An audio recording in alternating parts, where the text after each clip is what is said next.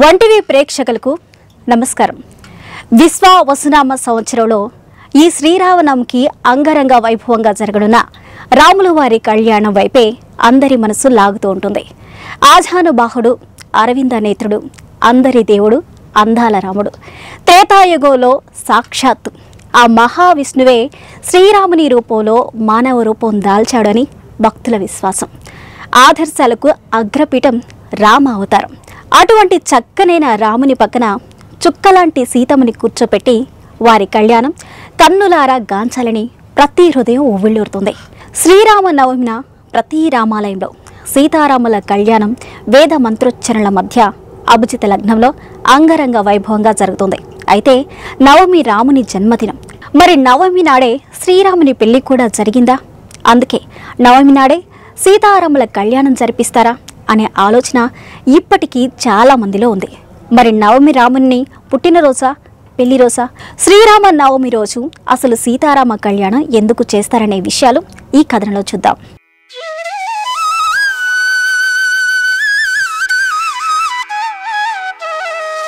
శ్రీరాముడు త్రేతాయుగంలో వసంత ఋతువులో చైత్ర శుద్ధ నవమి నాడు 5 గ్రహాలు ఉచ్చస్థితిలో ఉన్న కాలమందు పునర్వసు నక్షత్రంతో కూడిన కర్కాటక లగ్నంలో సరిగ్గా అభిజిత్ ముహూర్తంలో అంటే మధ్యాహ్నం 12 గంటల సమయాన సాక్షాత్తు ఆ శ్రీహరియే కౌసల్య దశరథ పుత్రుడై మానవుడిగా ఈ భూమిపైన జన్మించిన పర్వదినాన్ని మనం శ్రీరామనవమిగా విశేషంగా జరుపుకుంటాం. అలాగే 14 సంవత్సరముల అరణ్యవాసం, రావణ సంహారం తర్వాత శ్రీరాముడు సతీ సమేతంగా అయోధ్యకు తిరిగి వచ్చి పట్టాభిషిక్తుడైనాడు. ఈ శుభ సంఘటన కూడా చైత్ర శుద్ధ నవమి నాడే జరిగిందని ప్రజల విశ్వాసం. అటువంటి పర్వదినాన ప్రతి రామాలయంలోనూ ఆ సీతారాముల కళ్యాణం చేస్తారు. అలా నవమి నాడే కళ్యాణం ఎందుకంటే దానికి ఒక కారణం ఉంది. ఇప్పటికీ కొంతమంది శ్రీరాముని జన్మదినం రోజునే అతని వివాహం కూడా జరిగిందని భావిస్తారు. కానీ నిజానికి ఆగమ శాస్త్రం ప్రకారం చూస్తేనో లేదా వాల్మీకి రామాయణంలో రాసిన దాన్ని బట్టి చూస్తేనో శ్రీ సీతారాముల కళ్యాణం ఉత్తర ఫాల్గుని నక్షత్రయుక్త వైశాఖ శుక్ల దశమి రోజున జరిగింది.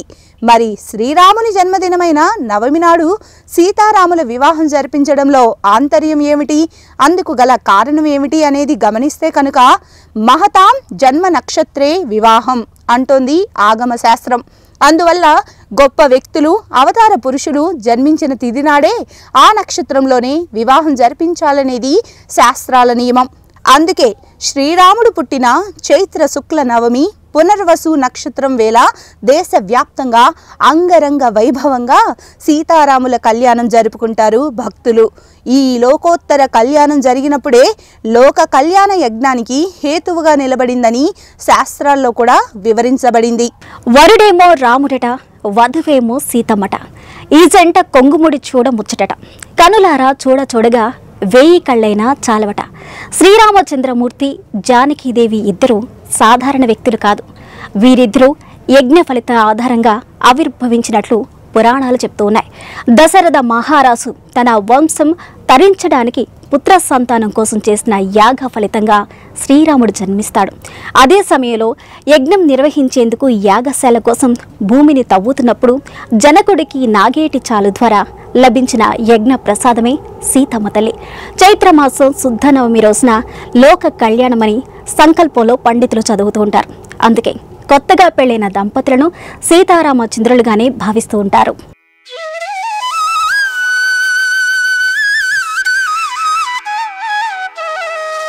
శ్రీరామపత్ని జనకస్య పుత్రి సీతాంగన సుందర కోమలాంగి భూగర్భజాత భువనైకమాత వధూవరాభ్యాం వరదా భవంతు. సీతాదేవి గురించి చెప్పే ఈ శ్లోకాన్ని చాలా శుభలేఖల్లో చూసుంటారు. వివాహ ఆహ్వాన పత్రికపై ఈ శ్లోకం రాయడం వెనుక ఓ ఆంతర్యం ఉంది. అన్ని విషయాల్లో సీతాదేవిని ఆదర్శంగా తీసుకొని భర్త అడుగుజాడల్లో నడవాలని, భర్త ప్రేమను గెలుచుకోవాలని చెబుతారు. జనకుని కుమార్తె, శ్రీరాముని ధర్మపత్ని అయిన సీతాదేవి సహనానికి మారుపేరుగా తన క్షమాగుణంతో భూదేవిని మించి అనిపించుకుంది. పుట్టినింట్లో అల్లారు ముద్దుగా పెరిగిన సీతాదేవి మెట్టినింట్లో అడుగుపెట్టినప్పటి నుంచి తిరిగి తల్లి భూదేవి ఒడికి చేరే వరకు ఎన్నో కష్టాలు ఎదుర్కొంది. అయినప్పటికీ ఎక్కడా ఆత్మస్థైర్యాన్ని కోల్పోలేదు. భార్యగా తన బాధ్యత మరువకుండా భర్త వెంట నడిచింది. లవకుశలకు జన్మనిచ్చేసరికి అడవిలో ఉన్నప్పటికీ వారిని వీరులుగా తీర్చిదిద్దడంలో తల్లిగా విజయాన్ని సాధించింది. సూర్యుని వంశానికే తేజస్సు తెచ్చింది సీతమ్మ. అట్టి సుగుణాల సీతమ్మ చేయి పట్టువాడు సాక్షాత్తు శ్రీరాముడేనని అర్థం. ఎన్ని తరాలైనా వివాహంలో తలంబ్రాల కార్యక్రమంలో కూడా శ్రీ సీతారాముల కళ్యాణం పాటను భజంత్రీలు పాడుతూ ఉంటారు. శ్రీ సీతారామాభ్యః నమః అంటూ పూజలు కూడా చేస్తారు. ఈ శ్రీరామనవమి పండుగను భారతీయులందరూ పరమ పవిత్రమైన దినంగా భావించి శ్రీ సీతారాముల కళ్యాణ మహోత్సవాన్ని అత్యంత వైభవంగా పట్టణంలో పల్లెల్లో రమణీయంగా జరుపుకోవడం మన సాంప్రదాయం.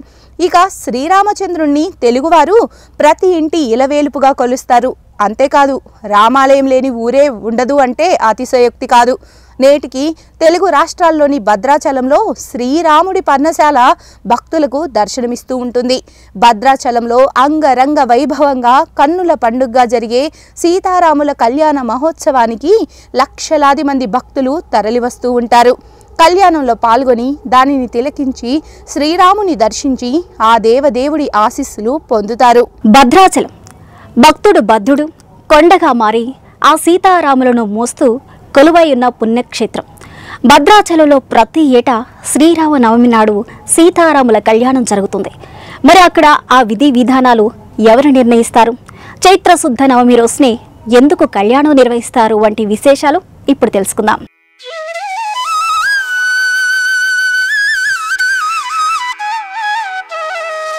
భద్రాచలంలో చైత్రశుద్ధ నవమి రోజున అంటే శ్రీరామనవమి నాడే భద్రాచలంలో రాముని కళ్యాణం జరుగుతుంది. దానికి కారణం భక్త రామదాసుగా కీర్తి పొందిన కంచర్ల గోపన్న. ఆయన భద్రాచలం పరగనాకు తహసీల్దార్గా పనిచేస్తున్న కాలంలోనే అంటే సుమారు 400 ఏళ్ల క్రితం ఈ విషయంపై రామదాసు తన గురువు రఘునాథ్ భట్టార్తో పాటు ప్రముఖ పండితులతో చర్చ జరిపి ఈ నిర్ణయం చేశారు. పాంచరాత్ర ఆగమ శాస్త్రంలో యస్య అవతార దివసే తస్య కళ్యాణ ఆచరేత్ అనే దాని ఆధారంగా ఈ నిర్ణయంగా భావించారు. అంటే మహాత్ముల అవతారం జరిగిన రోజునే కళ్యాణం చేయాలి అనే శ్లోకం ప్రకారం రాముడు పుట్టిన చైత్ర శుక్ల నవమి రోజునే కళ్యాణం జరగాలని పండితులు రామదాసుకు సూచించారు. పండితులు సూచించిన ప్రకారం చైత్ర శుక్ల నవమి నాడు అభిజిత్ లగ్నంలో అంటే సూర్యుడు నడినెత్తి మీదకు వచ్చినప్పుడు మిట్ట మధ్యాహ్నం 12 గంటలకు సీతారామ కళ్యాణం జరుగుతుంది. చైత్రమాసం 9వ రోజైన నవమి నాడు మధ్యాహ్నం కౌసల్యకు రాముడు జన్మించాడు. ఆ తర్వాత భరతుడు కైకేయికి, లక్ష్మణ శత్రుఘ్నులు సుమిత్రకు జన్మించారు. ధర్మ సంస్థాపనార్థం అవతరించిన శ్రీ మహావిష్ణువు దశావతారాల్లో 7వది రామ అవతారమని భక్తుల అచంచల విశ్వాసం. లంకాధిపతి రావణ సంహారం కోసం సాధారణ మానవ రూపంలో శ్రీవారిగా అవతరించారు. ఇటీవల జరిపిన శాస్త్ర పరిశోధనల ప్రకారం శ్రీరాముడు క్రీస్తు పూర్వం 5114 జనవరి 10న జన్మించి ఉంటారని భావిస్తున్నారు. రామరాజ్యంలో ప్రజలంతా సిరి సంపదలతో సుఖ సంతోషాలతో ఉన్నారనేది హిందువుల నమ్మకం. సాధారణంగా ఈ పండుగ గ్రెగోరియన్ క్యాలెండర్ ప్రకారం మార్చ్ లేదా ఏప్రిల్ నెలలో వస్తూ ఉంటుంది. శ్రీరాముడు జన్మించింది మధ్యాహ్నం కాబట్టి ఆ సమయంలోనే ప్రత్యేక పూజలు, కళ్యాణం నిర్వహిస్తారు. ముఖ్యంగా ఉత్తరాదిన భక్తులు విశేషంగా శోభాయాత్ర నిర్వహిస్తూ ఉంటారు.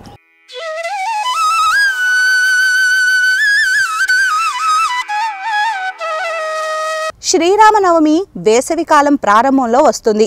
వేసవిలో సూర్యుడు ఉత్తరార్ధగోళానికి చేరువుగా వస్తాడు. రాముడు సూర్యవంశపు రాజు. సూర్యవంశ తిలకుడిగా, ఆరాధ్యుడిగా రాముని పేర్కొంటారు. ఈ వంశానికి చెందిన ప్రముఖుల్లో దిలీపుడు, రఘు ఉత్తమ పురుషులు.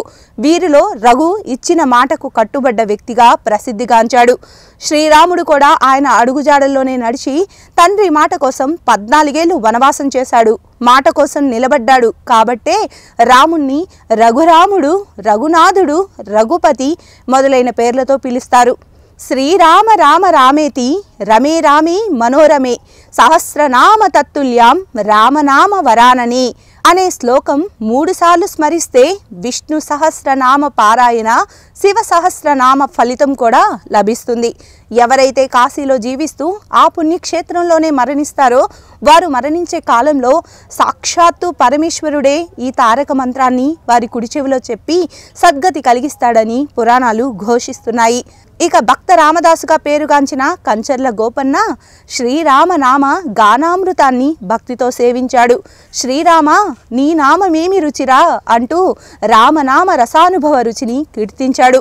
రామనామాన్ని ఉచ్చరించేటప్పుడు రా అనగానే మన నోరు తెరుచుకొని లోపల పాపాలన్నీ బయటకు వచ్చి ఆ నామం యొక్క అగ్ని జ్వాలల్లో పడి పాపాలు దహించుకుపోతాయి.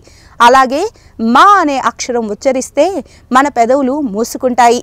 కాబట్టి బయట మనకు కనిపించే ఆ పాపాలు లోనికి ప్రవేశించలేవు.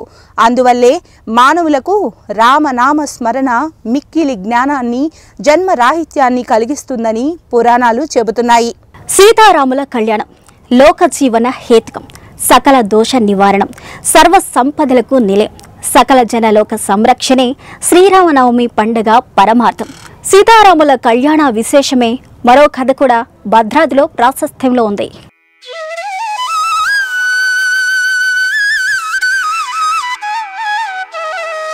పూర్వము సీతారాముల కళ్యాణము మార్గశిర శుద్ధ పంచమి నాడు జరిగినట్లుగా భావిస్తారు.